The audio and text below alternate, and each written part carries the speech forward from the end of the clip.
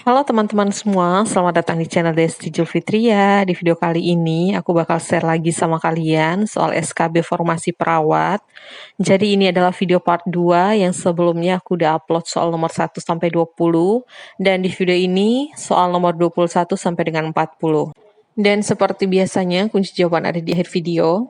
Oke teman-teman, sebelum kita mulai jangan lupa catat jawaban kalian ya.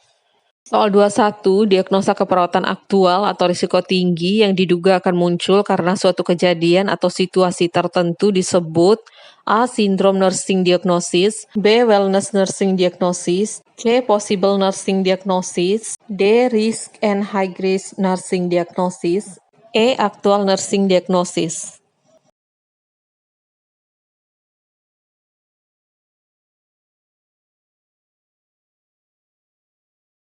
Soal 22, seorang laki-laki berusia 47 tahun mengatakan bahwa istrinya yang berusia 39 tahun sudah lama mengalami batuk dan oleh dokter dinyatakan menderita TB paru setelah berobat ke puskesmas.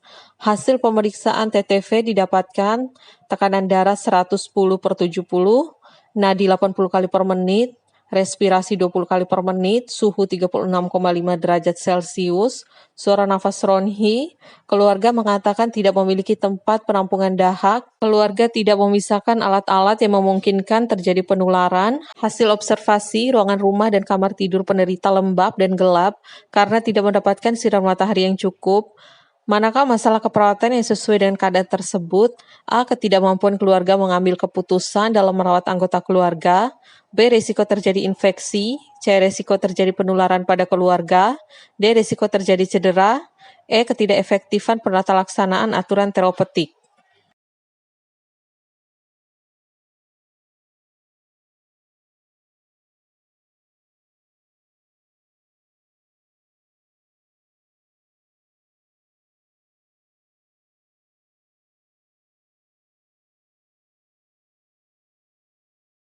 Soal 23, seorang laki-laki 55 tahun datang ke Polimata dengan keluhan nyeri mata terutama saat jongkok dan menunduk.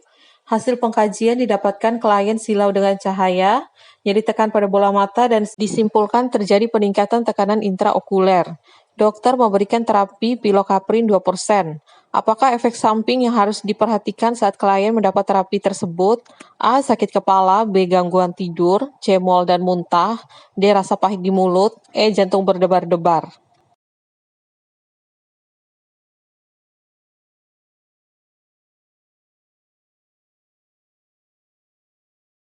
Soal 24 dalam pasal 53 ayat 2 disebutkan, tenaga kesehatan dalam melakukan tugasnya berkewajiban untuk mematuhi standar profesi dan menghormati hak pasien.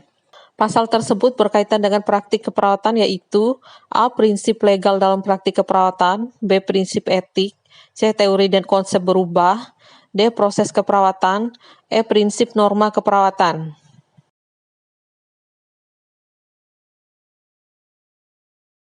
Soal 25, perawat harus bisa menjaga kerahasiaan terhadap permasalahan yang dimiliki klien. Pernyataan tersebut termasuk konsep dan prinsip dalam hal A. Konsep dan prinsip etika dalam keperawatan, B. Konsep dan prinsip norma dalam keperawatan, C. Konsep dan prinsip budaya dalam keperawatan, D. Prinsip etika keperawatan, E. Prinsip pemenuhan rasa aman.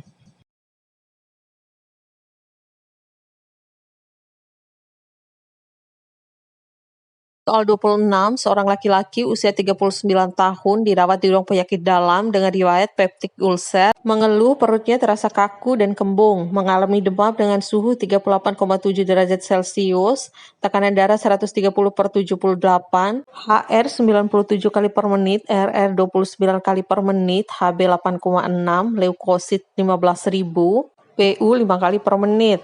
Pasien tersebut dicurigai mengalami peritonitis. Apa data di atas yang paling menunjukkan tanda atau gejala penyakit peritonitis? A. Leukopenia, B. Bising usus hiperaktif, C. Kekakuan abdomen, D. Poliuria, E. Peningkatan frekuensi BAB.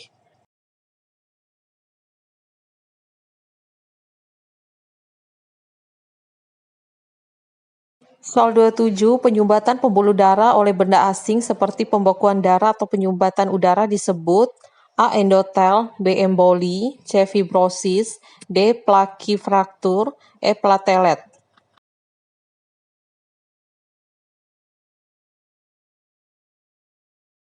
Soal 28, setiap tenaga kesehatan wajib memiliki surat tanda registrasi atau STR sebelum tenaga kesehatan tersebut melaksanakan tugas keprofesiannya.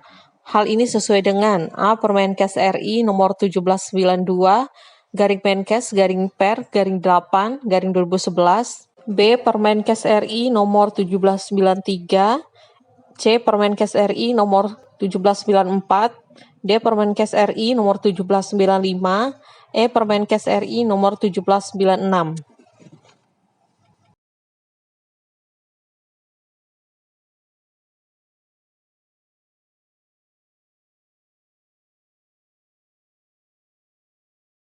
Soal 29, seorang laki-laki 50 tahun datang ke UGD dengan keluhan sesak nafas. Pada saat dikaji, didapatkan pasien tampak sesak menggunakan otot bantu pernapasan. Pasien sebelumnya mengalami benturan di dada ketika naik sepeda motor. Apakah pengkajian primer yang Anda lakukan pada sirkulasi? A. Periksa kepatenan jalan napas. B. Periksa frekuensi nafas. C. Periksa tekanan darah. D. Periksa bunyi nafas. E. Periksa GCS.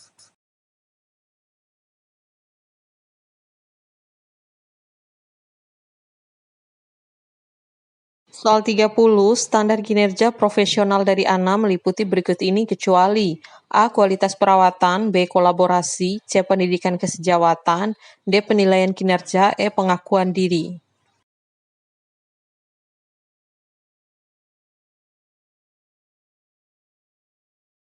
Soal 31, standar perawatan dari ANA atau American Nurse Association meliputi A. Pengkajian, diagnosa, identifikasi hasil, implementasi, evaluasi, dan pemeliharaan. B. Pengkajian, perencanaan, diagnosa, identifikasi proses, implementasi, dan evaluasi. C. Pengkajian, perencanaan, diagnosa, identifikasi hasil, dan evaluasi. D. Pengkajian, perencanaan, diagnosa, identifikasi hasil, implementasi, dan evaluasi.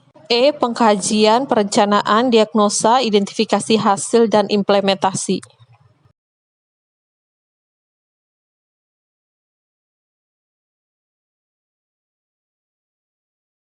Soal 32, seorang laki-laki berusia 30 tahun datang ke Polimata dengan keluhan nyeri pada mata.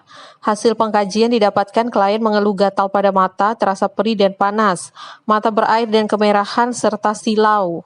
Klien bekerja sebagai tukang ojek. Apakah aspek pengkajian lanjutan yang tepat yang dilakukan? A. Tempat kerja. B. Kebersihan tangan. C. Kebersihan pakaian. D. Penggunaan alat makan. E. Penggunaan alat mandi di rumah.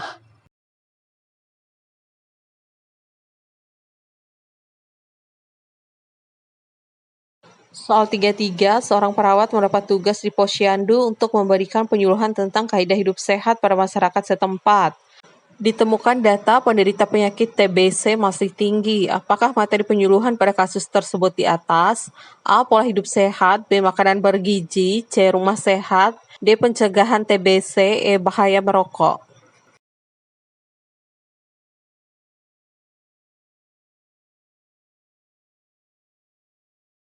Soal 34, Nyonya Y, 35 tahun, datang ke poliklinik dengan keluhan pada saat berkemih terasa sakit dan panas.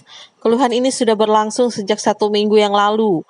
Pasien mengatakan sudah berupaya banyak minum air putih, namun tetap keluhannya tidak berkurang. Dari hasil pemeriksaan urin didapatkan sedimen atau endapan dengan kultur bakteri positif. Keluhan pasien disertai dengan demam yang intermiten.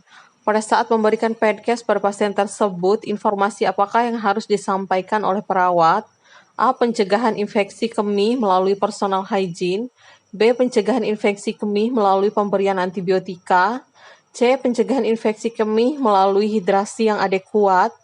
D. Pencegahan infeksi kemih melalui pemberian nutrisi yang baik. E. Pencegahan infeksi kemih melalui pemberian profikasis.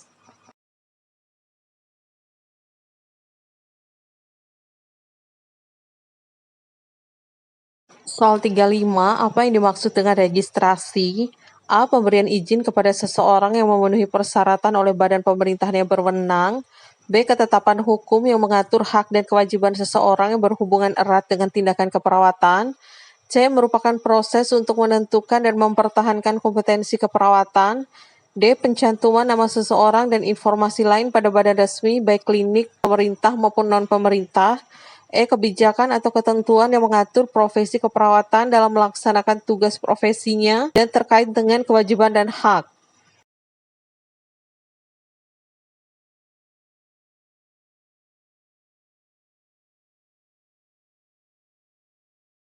Soal 36, seorang perempuan berusia 50 tahun datang ke Poli THT dengan keluhan pendengaran tidak jelas dan dapat bila mendengar suara keras. Hasil pengkajian didapatkan tes rine memendek, Weber lebih keras pada telinga pemeriksa, dan swabak lateralisasi ke salah satu telinga.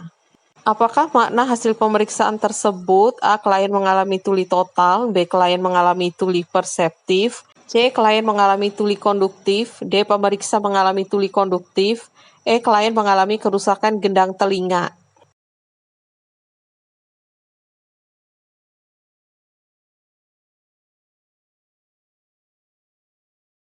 Soal 37, menghargai keyakinan klien menurut budayanya merupakan A. Konsep dan prinsip norma dalam keperawatan. B. Konsep dan prinsip budaya dalam keperawatan. C. Konsep dan prinsip dalam keperawatan. D. Pemenuhan rasa aman. Prinsip etika keperawatan.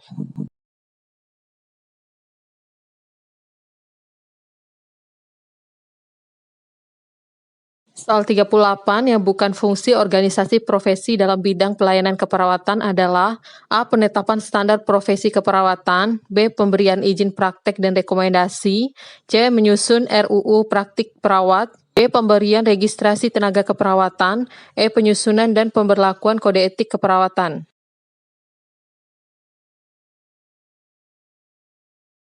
Soal 39, bayi B umur 1 hari, berat badan lahir 3.100 gram, berat badan sekarang 3.000 gram. Bayi menetek kuat, tali pusat tidak ada tanda-tanda infeksi. Sebelum dibawa pulang, informasi yang harus diberikan pada bayi B adalah A. Pemberian ASI setiap 3 jam, B. Pemberian PASI setiap saat, C. Pemberian antibiotik secara rutin agar tidak terjadi infeksi, D. Pemberian makanan tambahan bayi agar bayi cepat besar, mempertahankan kehangatan tubuh bayi agar tidak kedinginan.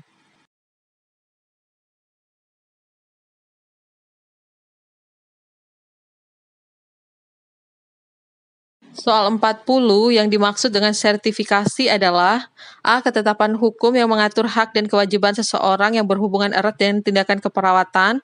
B. Proses pengabsahan bahwa seorang perawat telah memenuhi standar minimal kompetensi praktik pada area spesialisasi tertentu. C. Pencantuman nama seorang dan informasi lain pada badan resmi baik klinik pemerintah maupun non-pemerintah. D. Pemberian izin kepada seorang yang memenuhi persyaratan oleh badan pemerintah yang berwenang. Merupakan proses untuk menentukan dan mempertahankan kompetensi keperawatan.